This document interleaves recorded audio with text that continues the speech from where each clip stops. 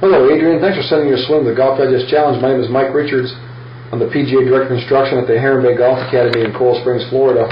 Adrian, I see that when I look at your little bio you sent in, it says you've been trying to fix your swing plane. This is where you are so far. So I don't know if that means you're trying to fix your backswing plane or your downswing plane.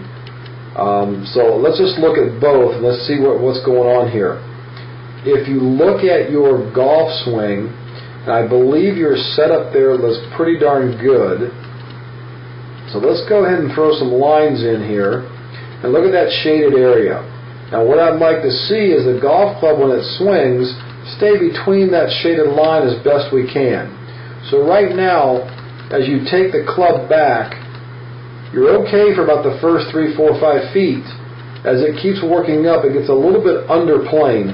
Now, I know that your swing is going to be a little bit blurry for what the camera you used or whatever you used here.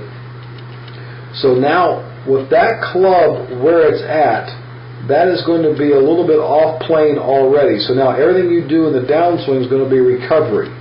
So what I look for in the get the club on plane is I would like to see the club head stay directly in line with the hands at halfway back, which would put that club head within our shaded area and on this bottom yellow line. From here, the club works up to the top of your swing, and if you can kind of catch the shaft, I know it's hard to see because the sky's kind of white, but you really overswing this thing. You can see that shaft kind of peek out right over here.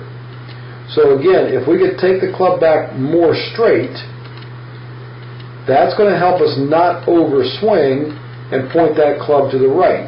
Now, why is that important is because now, if you were to drop it down properly like you should, you're going to pitch a lot of balls out to the right because the club's going to come in a little bit too far inside.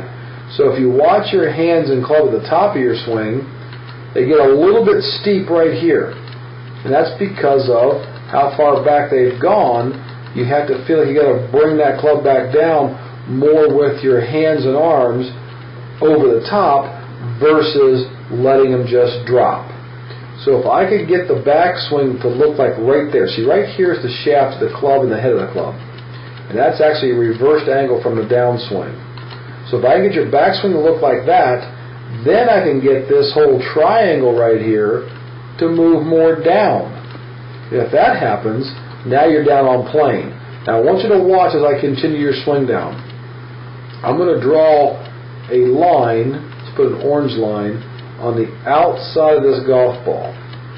As you come down to strike this ball, you're going to end up, and I know it's very difficult to see because of the shutter speed you have, I promise you that club head of yours would come across and crash this orange line because the club's sweeping out from outside in and you're actually hitting the toe of the golf ball. Well, when you look at it, I would love to see that shaft come down a lot more on the inside. So what's that mean?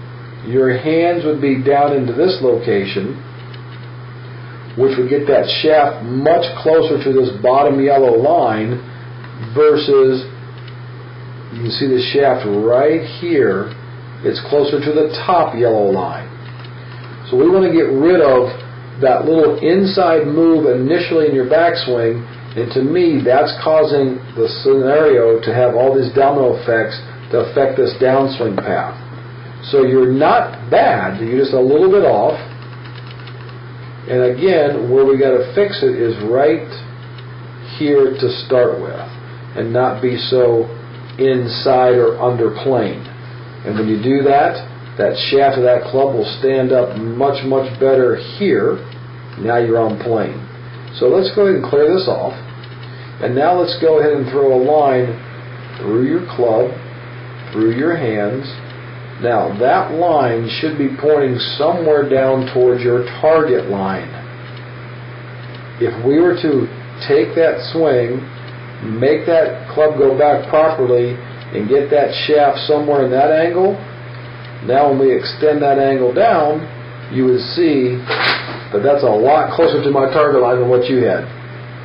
So that's how you do a better job with your shaft plane.